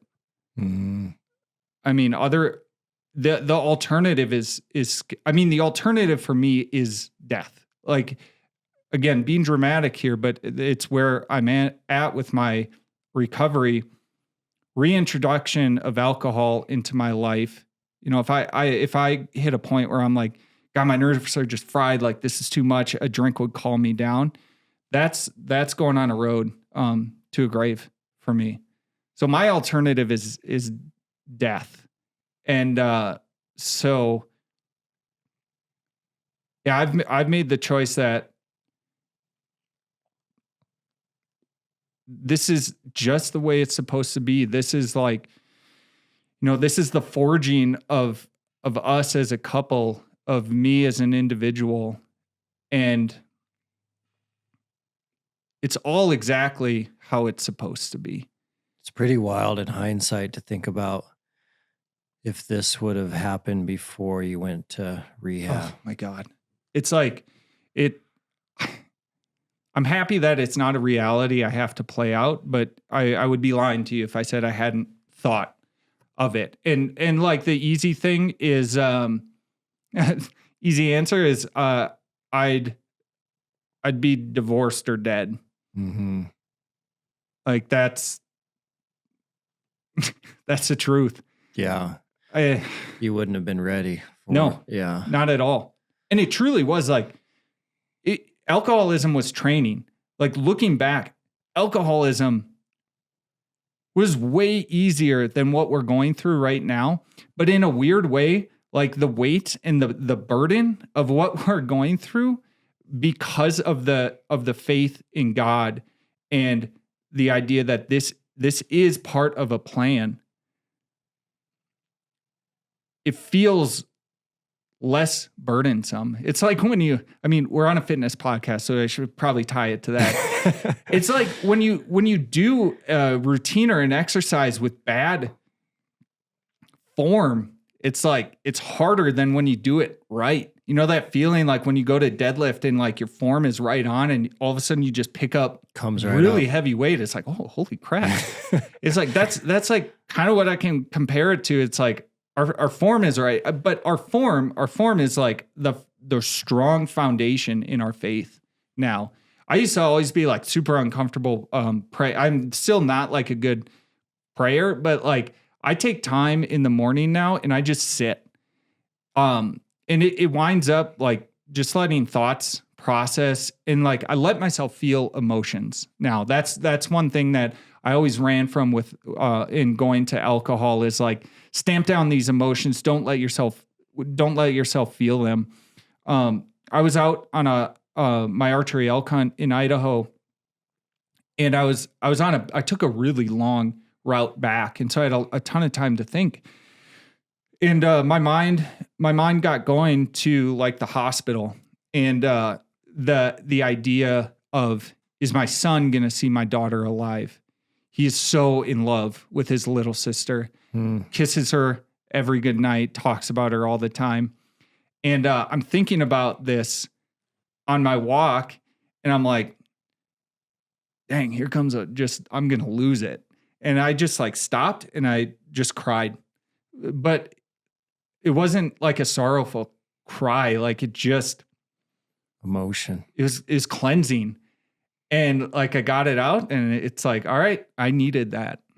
Another example recently is my best friend from rehab. I found out from his girlfriend texting me through his phone that he's back in jail. And like he and I were really tight. If my daughter was, I proposed that if my daughter was a boy, I wanted to name her after him. And, finding out he was in jail, another thing being in recovery, like you cannot tie your continued recovery to anyone else's success or failure. Like there's a ton of failure coming out of rehab. And if you're like, well, dang, that guy failed. That guy relapsed, like you get a case when you're an addict, you get a case of the efforts. And it truly is like when that enters your mind, when that thought enters your mind, like you're in a bad place. Like you need help immediately. And so it's like, I found that I got this news that my best friend was in jail, and I had 10 minutes before my next meeting, and I just allowed myself to sit down and just be sad. I got sad at the fact that he was in jail and like that we had such a great friendship that is likely going to change. But it's like, you know what? Feel that and let that run through your system. Don't take any action on it by like going and buying booze. That's for sure. Or just brushing it off. Yeah, absolutely. Acknowledge that it's a thing. And like one of the sayings that I've gotten out of rehab and AA that I think is really important, and I know I said I'm not going to give advice, but it like could help people. It is like a problem spoken is a problem cut in half. And so for me, I've gotten to a point where I'm comfortable talking to other people. For other people who might be struggling, like do it in the mirror. Like just say it to yourself, even if it's not like alcohol or addiction related. Like if there's something you're feeling or like some problem that you're facing, like speak it out loud. I found myself doing that when I was on solo hunts, is like I'm talking to myself, not necessarily in any too crazy sense, but I would talk my plan out loud so that I could hear it. And it allowed me to process it and go, yeah, okay, that makes sense. And I think you can apply that like broadly across life. Like if you do have problems or if you have not problems, but if you have barriers to having comfort opening up to someone, do it to yourself in the mirror. It does get it out into the light a little bit. Yeah. Instead of in the darkness. Absolutely. The isolation. Yeah. Isolation is the killer of addicts. And I think isolation is at the root of a lot of our problems. But yeah, it's been obviously an unexpected journey, and I'm still on it, and I'm fresh, and I'm continually learning, and I feel like growing every day. I really focused on like asking myself when I woke up each day, can I be 0.01% better in any aspect of my life today? And that's like pretty manageable. And I think if you focus on that across like all the aspects of your life, like it is insane how fast things can change. And when you're at your lowest point or what feels like rock bottom, I think one thing to be conscious of is there is always a lower point. And it's your choice to determine if where you're at right now is going to be your low or if you do want to go lower. But changes can happen fast and they can stick. I mean, Alcoholics Anonymous is full of rooms of people that have years and years of sobriety who are addicts to the core. And I am one of them, but I'm earlier on my journey.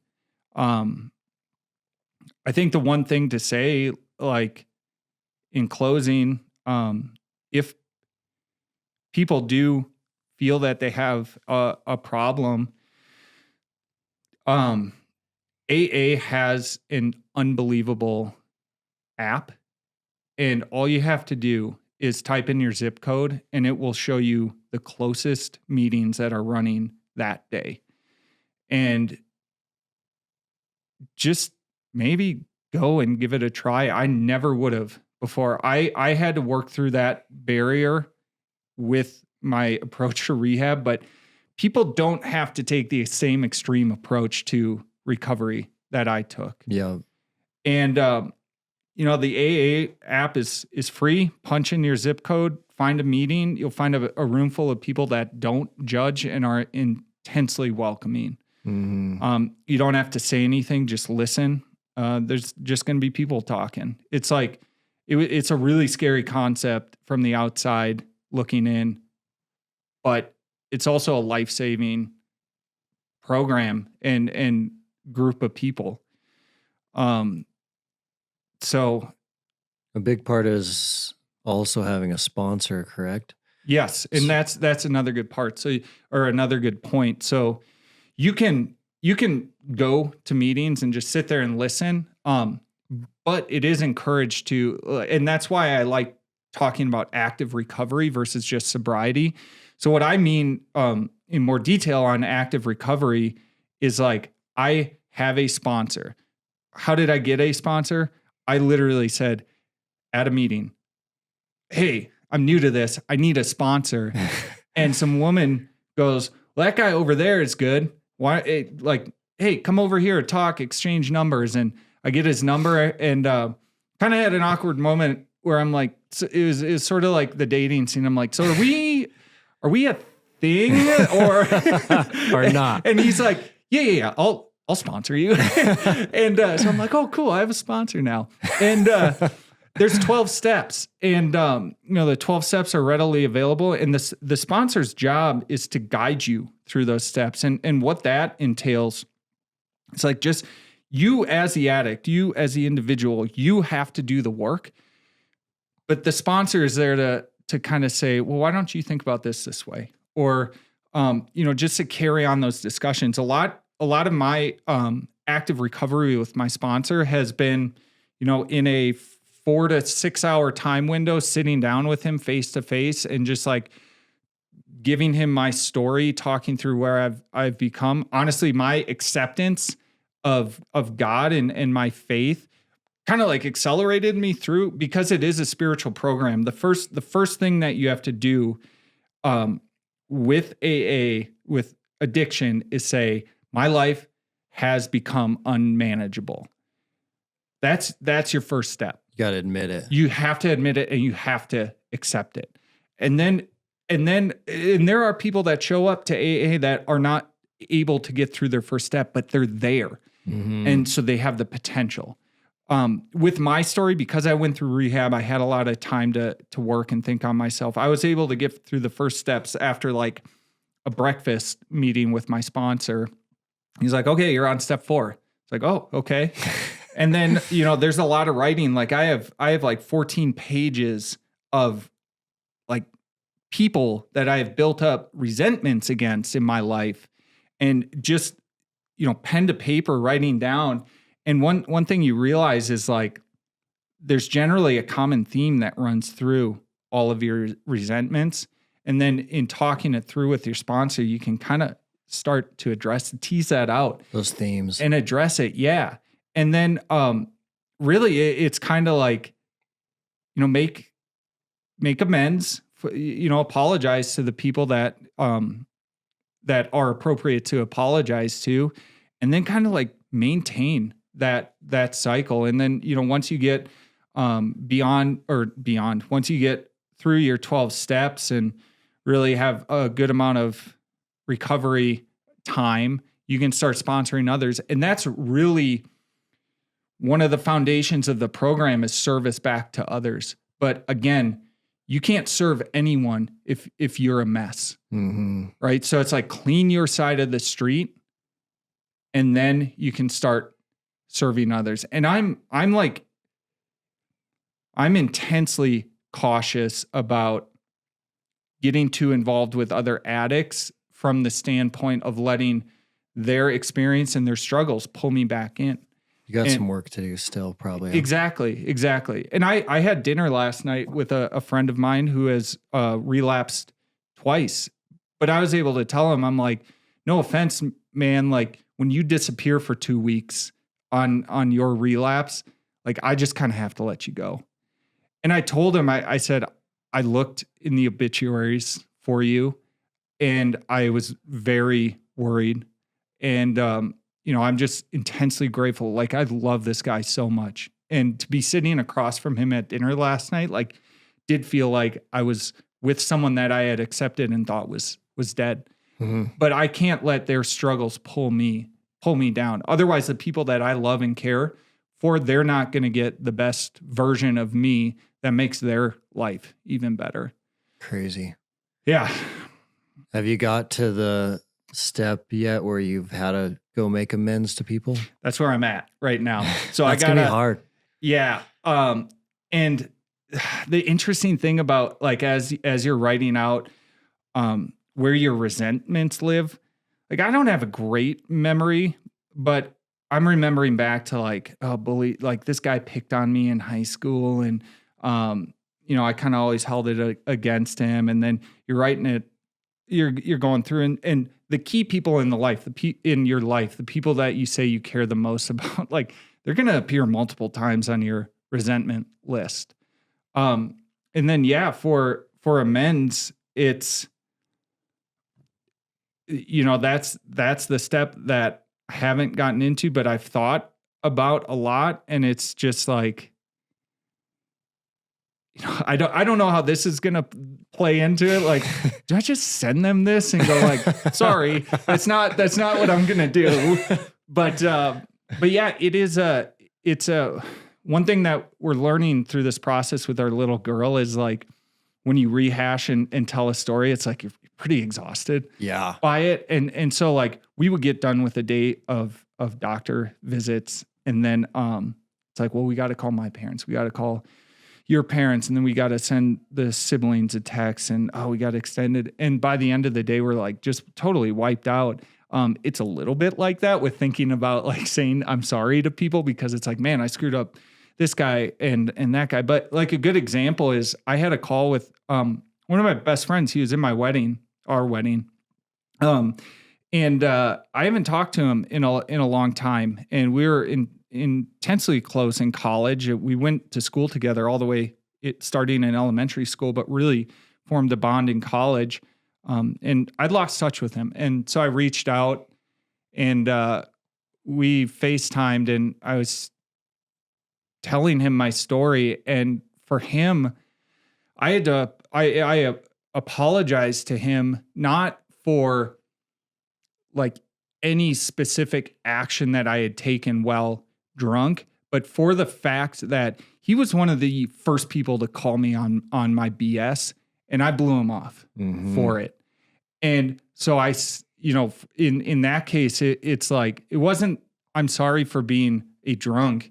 It was, I am sorry that I pushed you away when you were showing me the truth. Trying to help. Yeah. And so I don't know if that's what like all of the amends are going to look like. I obviously have an intense amount of work to do with family. Like, I am so lucky and so blessed at what I have not lost in my life. My relationship with my family has grown extremely strong. There's still a lack of trust. That needs to be like really highlighted about coming out of rehab, because you go through this 28-day really intense process where you're communicating with the outside world 15 minutes a day. Hardly at all. Your day, call it your day 30. Your day 30 is everyone else's day 0. And in that moment, that feels like a massive gap. And so basically you come out and you're like, oh crap, nobody trusts me. That causes people to relapse. That fact alone, where it's like, well, I just did these 28 days. Why don't you trust me anymore? It's that out of sight, out of mind. Exactly. And so it's that throws people for a really big loop. And so like we discovered that me and a buddy in rehab, he's still actively in recovery, like doing really well. But he and I talked a lot about, we called it our day 30, because like we just wanted to keep each other aware, like our significant others, our family members, there's going to be a loss of trust.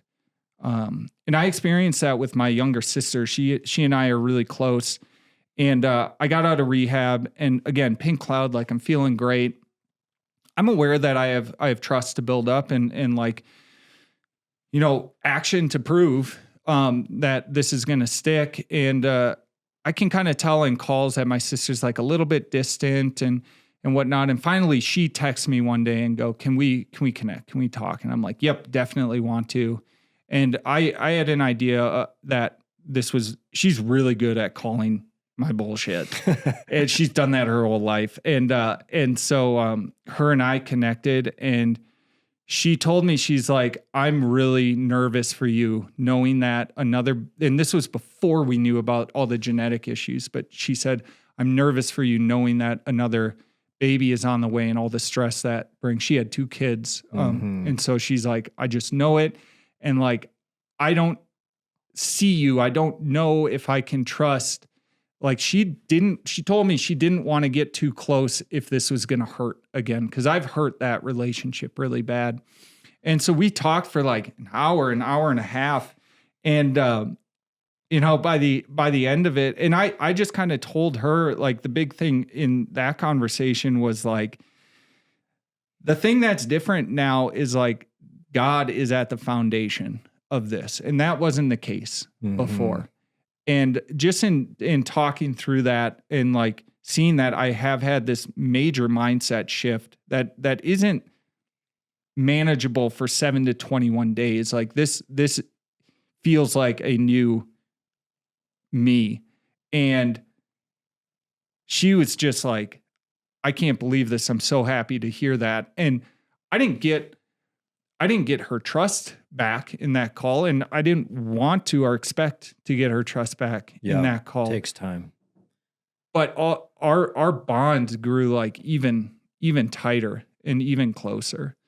And so I'm just like my in-laws, my immediate family, my extended family. I've chosen to open up on this, and everyone has shown grace and support.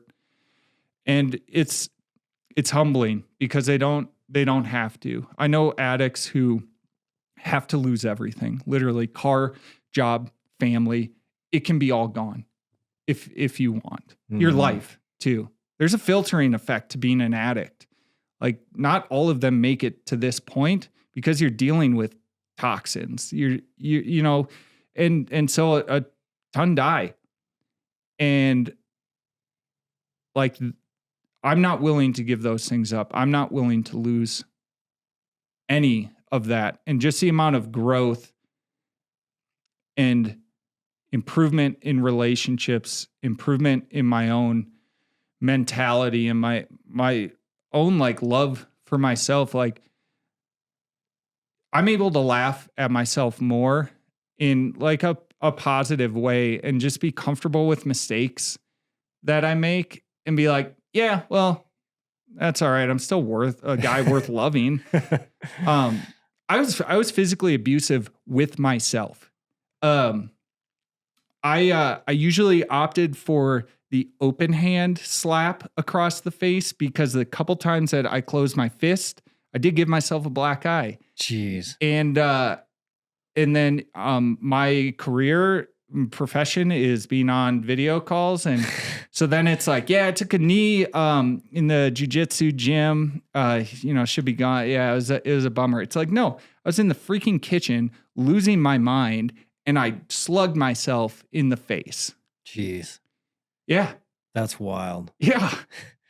How has the process been of rebuilding the relationship with your son? How is that going? So is he 3 now? He's just over 2. And he knew I was gone when I was at rehab. Dad's on a trip. And getting to see him, he's this like okay. Everyone's kids are wonderful.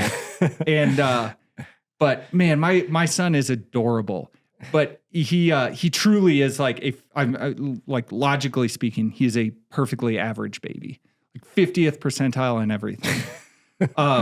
But getting to see him and watching him walk through the doors of the courtyard at rehab and realizing like he smiles when he sees me. And then getting home and, that first morning, getting to go and wake him up. It's just like all of a sudden these moments that I took for granted or that were annoying to me beforehand are now these precious moments. And I think about it in this way. When I'm 80 years old, how much would I pay to be right here, right now? And man, with a 2-year-old, that's a lot of money because they are so cute. So funny. So, oh my God, his sarcasm is just crazy. And he doesn't stop talking. I watch him for 2 hours, just me and him every single night. We've started cooking together. So I sit him on the countertop, and he holds potatoes. I cut potatoes and we like get all the meat ready and stuff like that. He's my little helper in the kitchen. We listen to the Lion King soundtrack like on repeat. Oh my God. And like those things where it's like, geez, man, I don't want to hear Be Prepared again. I take a moment and I'm like, yeah, but how much is this moment right here worth? And it's like, okay. And so I've been able to bring a new energy and focus in. And like the thing I would describe about my periods of sobriety when it came to my son was just how intensely irritable I was. Kids, you don't get sleep with kids. And when you stack on top of that, you're detoxing, and you haven't slept in a few days, just the short fuse is like just so quick. Oh man. And my patience has almost gotten to an annoying status where I can like recognize how patient I'm being. And I'm like, man, shouldn't I like kind of be getting on him? And anyway, so like the play and the engagement that my son and I have has just fully transformed. And like I've taken a perspective on being a father that like I have this responsibility, one of many, but like a key responsibility is like help him understand boundaries. And that is both in the physical and emotional sense.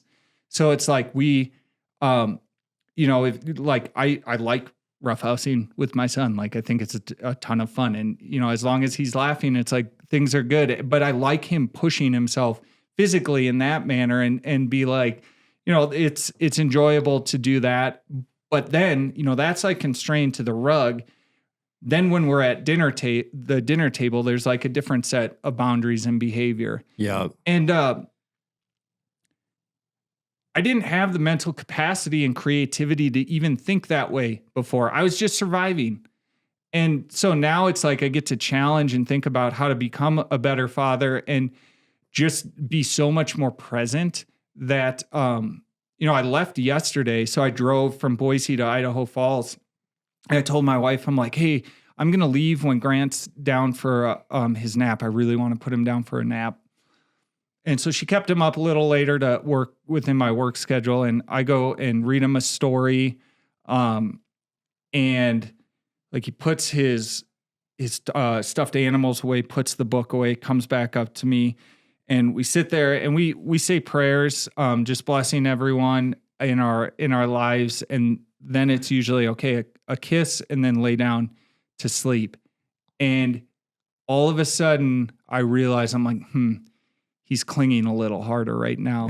And I could feel him breathing kind of fast. He knew you were leaving. He knew I was leaving. And so like he and I sat there and we talked and, he's kind of pouting and I'm just like, man, you never would have gotten here. Mm-hmm. And he fought. We were in there like 20 minutes with him, just like, what's going on? And my wife finally left, like she came up to help and then she leaves.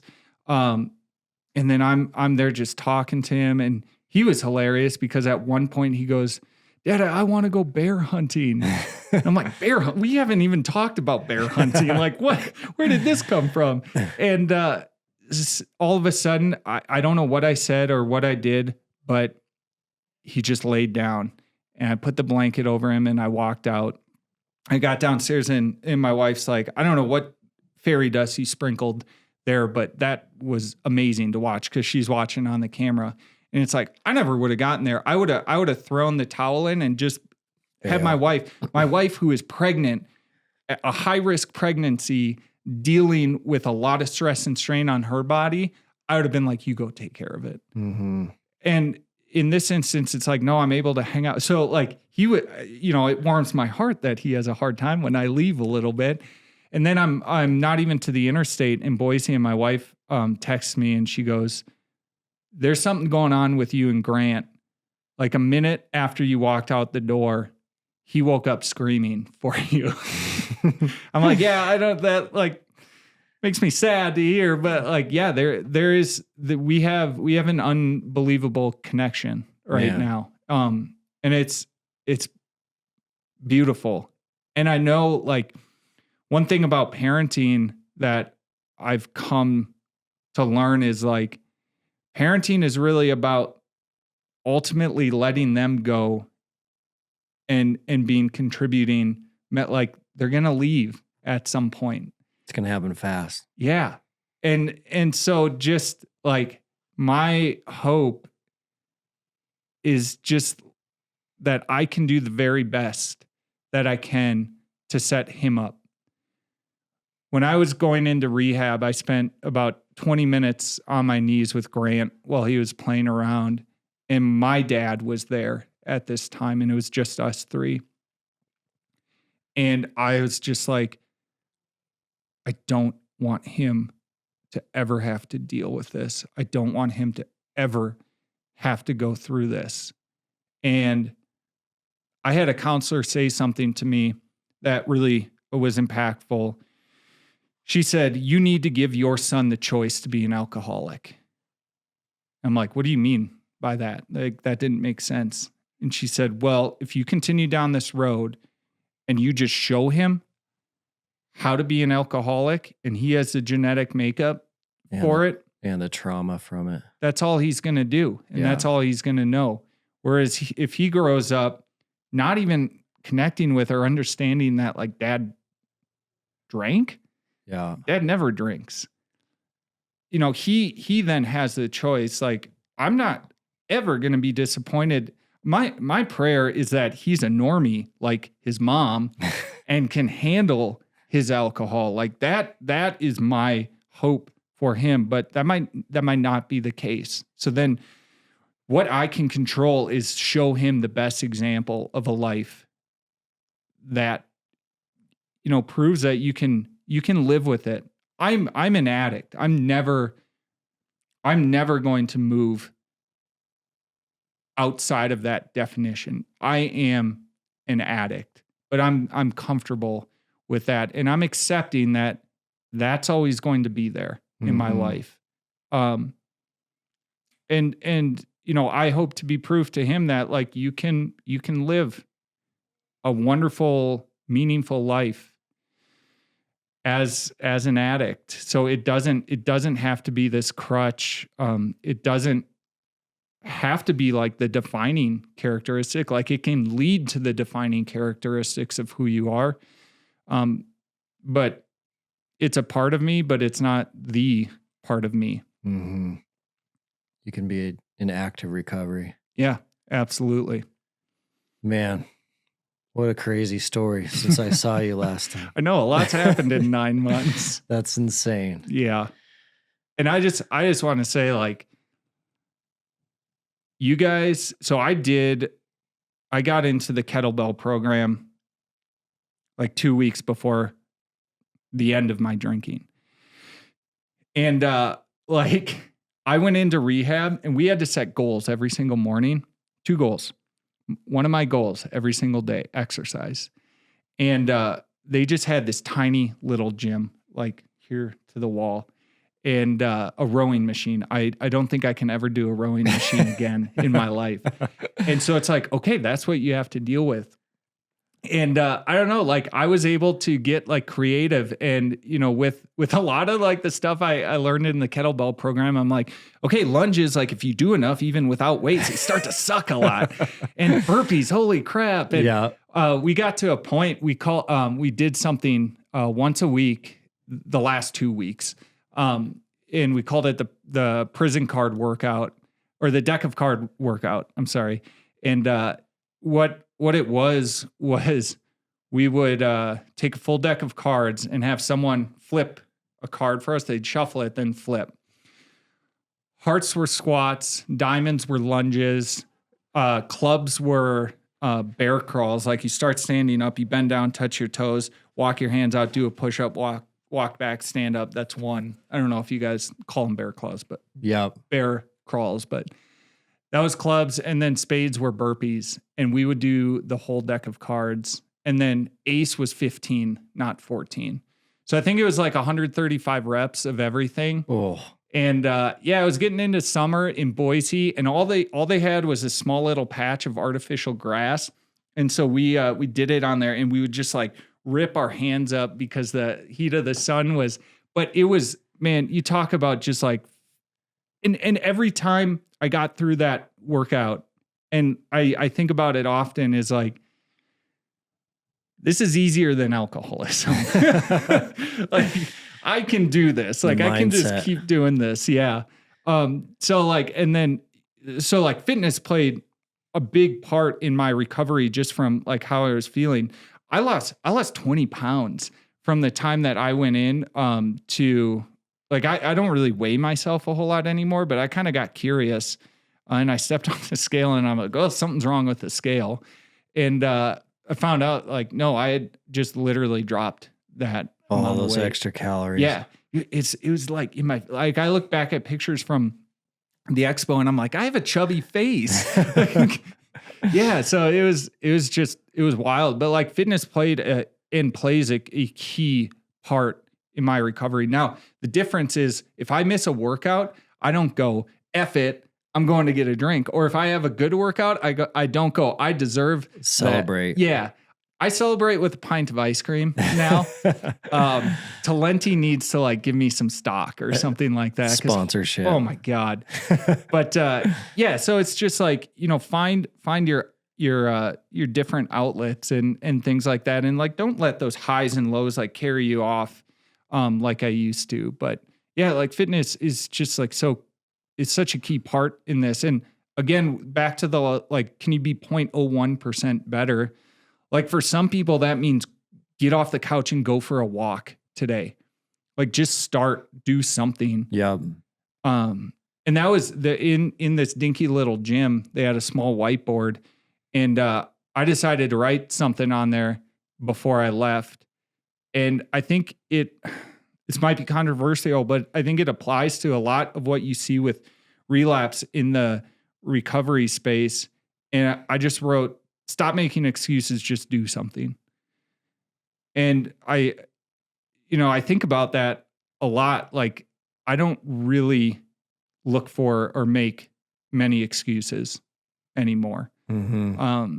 If I screw up, it's like, okay, what's the next best thing that I can do? That's another concept in recovery is like, just do the next best thing.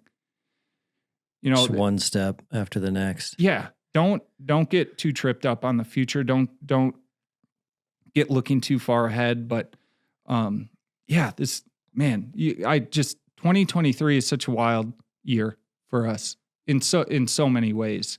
Just the absolute pit, the darkest times, the heaviest burdens, but also like genuinely the most amazing and beautiful experiences at the same time. Suffering is weird like that. It is. Yeah. Where the worst trips are the best trips. Yep. It's crazy. Absolutely.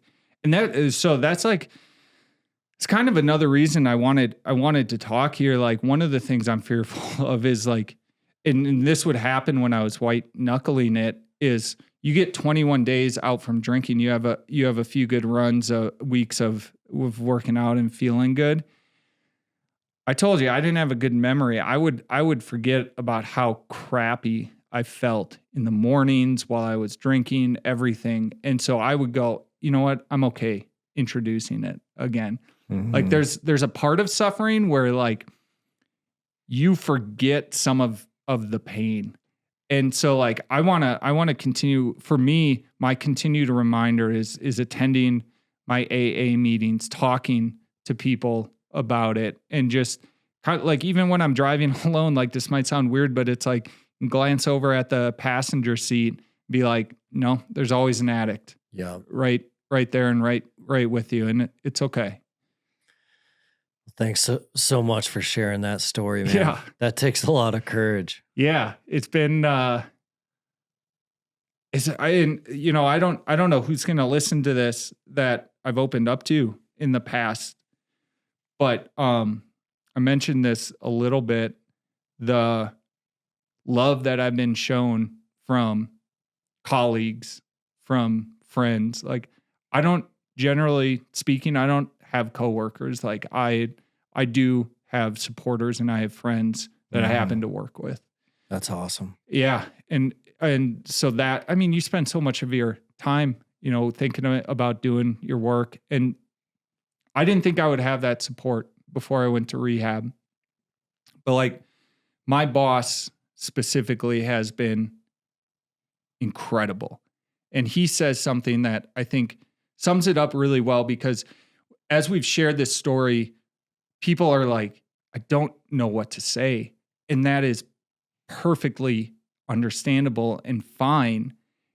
And one thing that my boss has said that I think is just absolutely true is I can sympathize, but I can't empathize. And it's like, that's good. I think that's the best way to say it. Like, at least from my end, receiving it, it's like, I appreciate that so much. Like, no, if he would be like, man, I totally empathize. It's like, no, you don't. You don't know what I'm going through. Yeah, that's really helpful. To have his support and, I'm not looking for his sympathy at all, but to know, like, I'm in his thoughts and it means a lot. There's something to be said about, surrounding yourself with people that you care and love about and love a lot. And,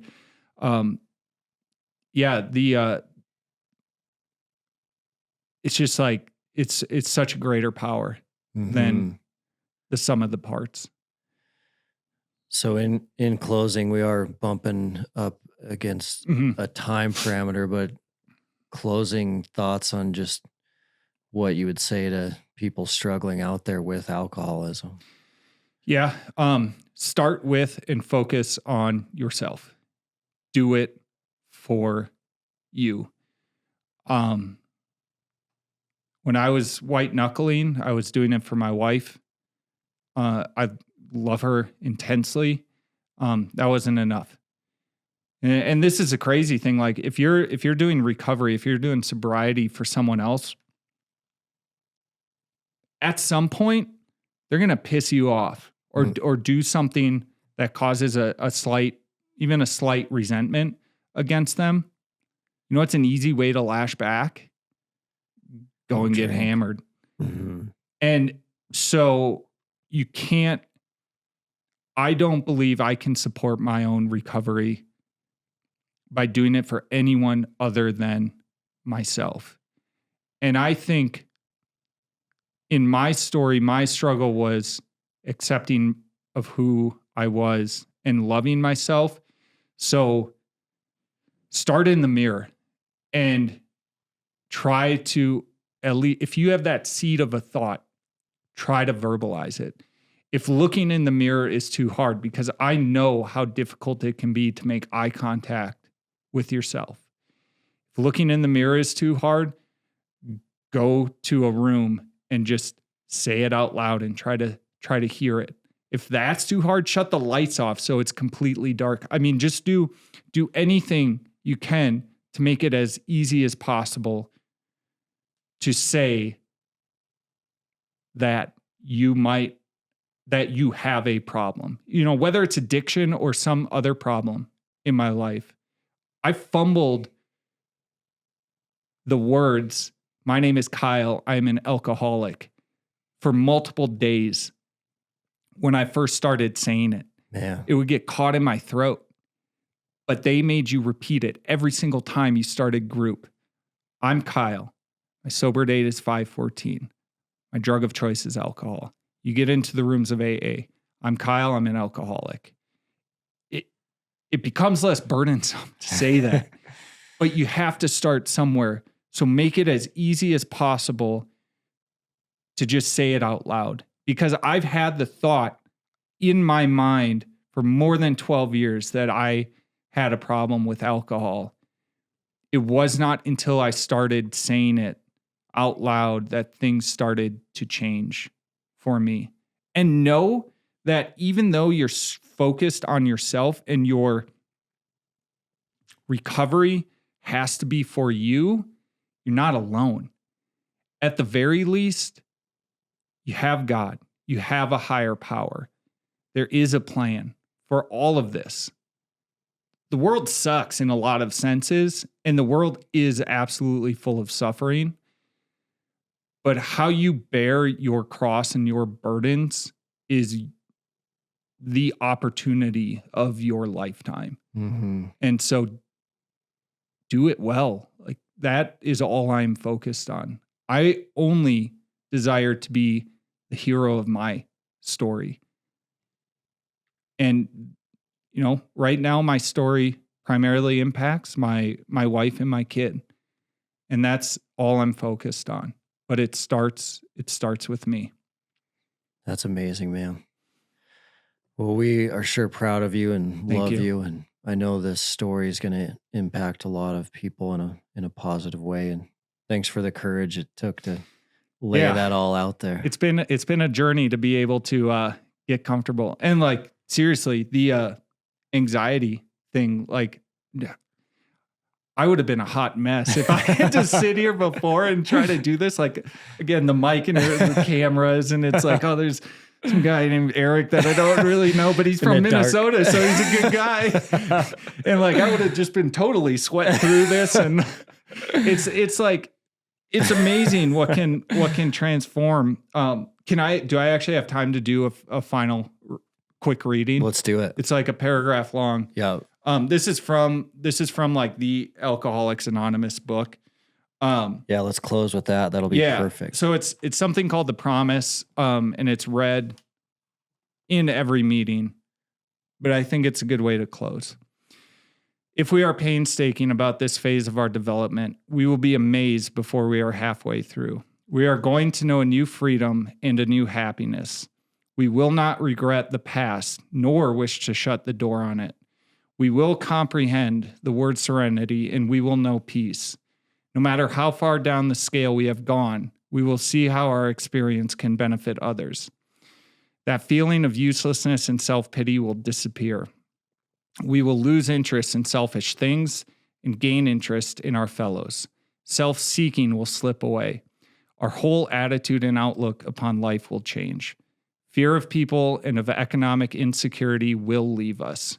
We will intuitively know how to handle situations which used to baffle us. We will suddenly realize that God is doing for us what we could not do for ourselves. Man. That's really profound. Mm-hmm.